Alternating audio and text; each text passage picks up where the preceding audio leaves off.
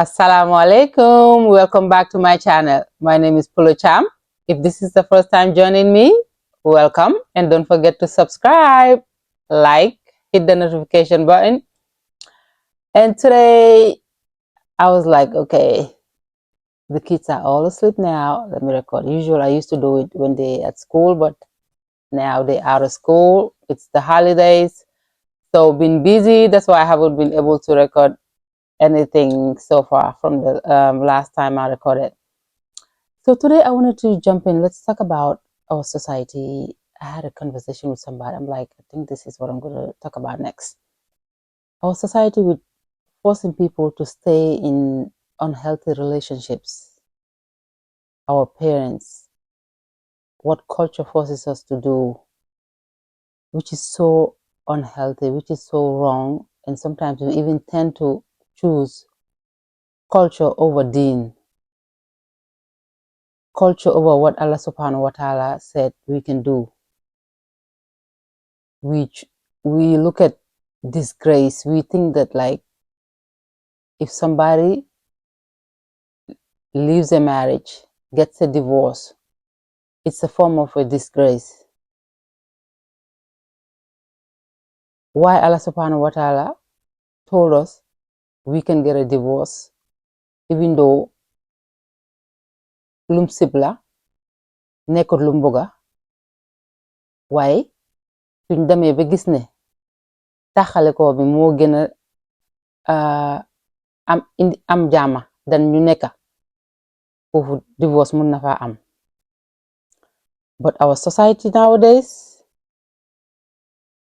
oh my God, not everybody though, not all families do that, but there are some people going through some tough times just because of our cultural beliefs, just because of in the name of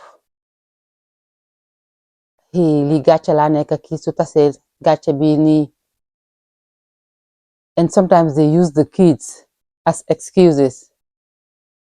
They're like, what about the kids? Xale yi nag. I mean, it's true. When divorce happens, the kids are the one that suffers the most. But what's the essence of staying in a relationship that it's so unhealthy? You end up having some kind of diseases or sicknesses coming out of from that unhealthiness. Besa doom yi mënatuñ laa njëriñoo yaa ngi feebar guddi feebar bëccëg lopitaan guddi lopitaan bëccëg yépp in the name of gàcce la ñoo bañ or trying to save the kids, and not knowing that sometimes that makes the situation worse, because nit ki su demee ba àndatut a xelam amatut xel bu dal ak kim nekkal nekk boobu dina metti de. man dama dee wax ne yàlla ñëpp la fi nekkal te lu dul yàlla rek neen la. yàlla suñ boroom ñëpp la fi nekkal. yàlla boo ko yaakaaree bàyyee ko sa mbir óolu ko moom kese mu fajal la say aajo fajal la say soxla fajal la sa ay jafe-jafe. so dañ war a bàyyi xel bu baax dimbale ñi nga xam ne ñu ngi ci sëy yoo xam ne fitna guddi fitna ngoon fitna bëccëg in the name of culture, in the name of xale yi la ñoo seet, in the name of gàcce la ñoo bañ, in the name of ñun suñ xeet kenn musu see tas. Not everybody is the same. jamono démb ak jamono tey is totally different. xale yi buñ ne xale yi lañoo xool xale yi yàlla leen yor, xale yi yàlla leen fi indi yàlla leen ñu jox ñun moomuñ leen yàlla daf ñu dénk xale yi rek as a amaana ñoom dañu yàlla leen ñu jox jaarale ko si ñun as parents but moomuñ xale yi yàlla moo leen yor. I always say that is not an excuse. Digala, you have to sit there, you have to muñ and all the stuff. But muñal ba kañ. When is the limit? Sometimes, where does it end? Sometimes parents yaa ngi defloo nit ñi yoo xam ne ñu ngi lor seeni doom. ñu ngi lor seeni set yooyu ñuy xalaat ne foog ne ñu ngi leen a safe. suñ si seen waajur toogee si biir sëy bi ñu ngi safe seti. No. Because those grandkids, those njaboot xale yooyu noonu, they are witnessing what their parents are going through. te waajur bi muy góor ki wala ku jigéen ki, whatever they are going through, it's gonna show and dañ ko def si seen njabooti.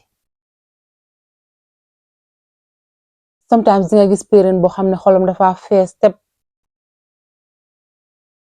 emotion sami jaxasoo kenn xamul lu muy ndurool. suñ paree sipi ko njabooti sipi ko xale yi duñ doonuñ ci dara. en amaana buñ séparétoo nekk ci jaama xale they will live a better life, the kids will have a better environment, they will have a safe space.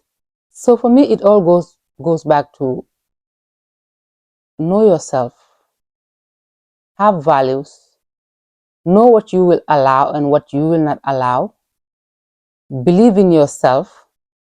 te lépp looy def rek nga xool ci suñ borom xool ci yàlla nga natt ko. When I have decisions that I have to make sometimes and it's like very critical or very like heavy, su ma ko amee daal I weigh, I'm like okay right here, xool ci yàlla, the decision you about to make, be conscious of God, think about it. soo defee lii nii yàlla lum ci suñ borom ndax dina kontaan ci yow, suñ borom ndax gërëm na li ngay waaja def ci. On the other hand over here I'm like okay, am I doing this to feed my ego? Am I doing this to satisfy me? Is this just about me? Am I trying to be selfish? So I weigh those two. te ku nekk yow yaa xam lu nekk sa biir en yaa xam lan ngay dund yaa xam lan ngay go through. So loolu yow rek yaa ko mën a defal sa boppa. if it suñ borom neex na ko suñ borom gërëm na li ma bëgg a make decision, I go with that one. If I feel like okay, this is just emotions and emotions comes and goes, we all know that. Am I feeding my ego? Is this just about me, Polo? If this side is heavier, I'm like, no, then drop it. It's not a right decision to make. That's how I make my decisions most of the time. So like back to what I was saying, I do not believe that somebody should stay in an unhealthy relationship just for the sake of pleasing a person. No, I don't believe that. I do not believe that a person should live a miserable life just to please somebody. If I'm staying in a relationship, I'm doing it because of I'm pleasing Allah subhanahu wa ta'ala. I am doing it for the right reasons. But I'm not staying somewhere and I'm suffering and I'm being miserable and I'm going through hell for another human being. I understand sometimes that other human being you love that person so much. A parent, most of the time, like your parents, your mom, your dad, or your kids. But what I always say is, those parents, they already lived their life. ñoom dunda nañ seen àdduna ba pare. So ñoom tam dañ la war a bàyyi yow nga dunda sa àdduna, nga make sa own mistakes, because ñun ñëpp kenn mutuñ. Doomi aadama kenn mutul, so foog ñu bàyyi ñu make suñ own mistakes, ñu bàyyi ñu jànga suñ own lessons, because luñ ñu buga luñ ñu guide duñ ñu mun a wan yépp. am na yoo xam ne ñun ñoo ko mën a jàngal suñ boppa ñoo ko mën a jàngal suñ boppa ñoo ko mën a dundal fekk dunduñ ko rek duñ ko xam, fekk dunduñ ko rek duñ jàngat. So I say it's okay. yow waajur bi boo fogee ne ok kii li moo def dafa lori boppam wala dara, dafa lori xale wala dara, waaye kooku loolu la bëgga. I remember one time when I told my mom, I was like, you already lived your life. Let me go out there in the world and also live my life, make my own mistakes. Let me learn my own lessons. Let's know our purpose. xam lu tax yàlla indi ñu fi. parce que at the end of the day dama dee wax ne ku dee ak sa bàmmeel, sa yaay lum la buga bési yomal xiyaam bés buñ la xisaab sa yaay du fa nekka te duñ jël say bàkkaar wala say questions di ko jox sa yaay wala yow ñu la koy jox. No, we are all responsible for our own actions bés boobu. so lu waay def rek nang ko def ngir yàlla te yàlla rek tax. lu waay def rek nang ko def te xool si suñ borom. Whatever you are doing, be conscious of your maker.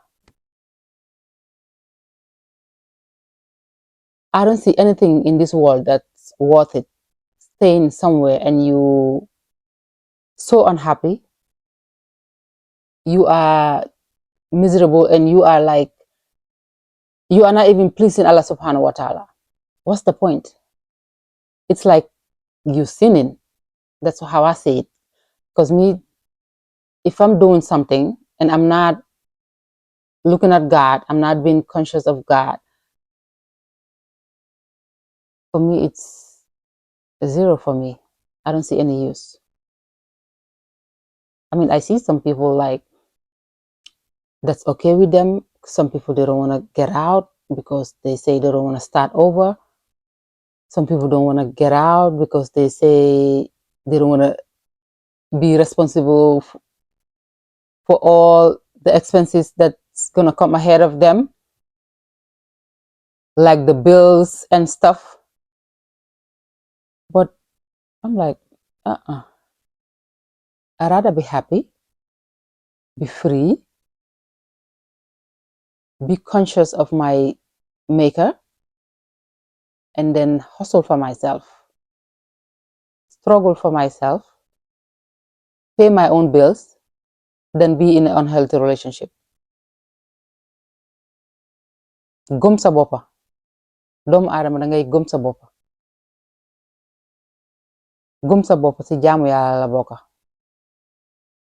moo tax foog ñu delluwaat xamaat ñu ñooy kan, xam suñ boppa, xam suñ valeur, know our values, respect our values, show people that we respect ourselves, we respect our values, so they can respect us. fii kenn mënalul fi kenn dara. yàlla rek moo fi mënal nit ñi dara. ku foog ne doomi aadama moo amee sa wërsëg, yaa ngi ci erreur bu mag. ku foog ne doomi aadama moo amee sa dund without moom doo dem, loolu gëmadi yàlla la. ku gëm yàlla jox ko, jël sa bopp jox ko yàlla, kenn mënalu la dara. so nañ jéem a gëmaat suñ boppa xam ne yàlla lu dul yàlla neen la. And to the parents, let's stop encouraging these unhealthy relationships that our kids are in, or like the hardships they go through. It's so unfair. A parent forcing a child to stay in the relationship boo xam ne nit ñi nga xool culture ba wala ay gàcce nga xool man daal bu ma si gisul yàlla daal leneen benn doomi aadama mënuma cee teg. Sometimes I hear people say, hey suma yaay, hey yow suma yaay bëgguma koo teg lii, suma yaay lii bëgguma ko lii, suma ko defee dafa xum dafa lii dafa lele. I'm like wow, okay, I love my mom, but those kind of decisions, no, I am so sorry, but I am not thinking like that. I guess I'm like it's different. No, suma si gisut yàlla gisuma si yonent bi sallallahu alayhi wa sallam, I'm not looking at anybody. Like I say, at the end of the day, it's my own grave, my mom own grave up, keneen ak keneen te lépp lu may def si sëy bi loo xam ne waruma ko faa def maa faa toog di xool suma yaay wala di fa xool suma pa wala di fa xool beneen doomi aadama ba pare toog fa di fa bàkkaar sëy bu correct sax duma ko fa def loolu dara jaru ko si àdduna. Man maa ko defaru benn doomi aadama parce que suma ëllëg lay xool suma xisaab li may fekk ji ëllëg yow ma xiyaam loolu lay xool suma si munta am yàlla moom nañ dem rek tàggoo si jàmm nekk si jàmm. We don't have to be enemies. Like I always say, I don't have time for grudges. I don't have time for being mad at people for like no so nañ bàyyi loolu bu baax a baax xam ne yàlla rek moo fi ne leneen neewu fi. xale yi yàlla leen yor yàlla leen fi indi te yàlla nag gémmiñ bu mu xar am lum ci def.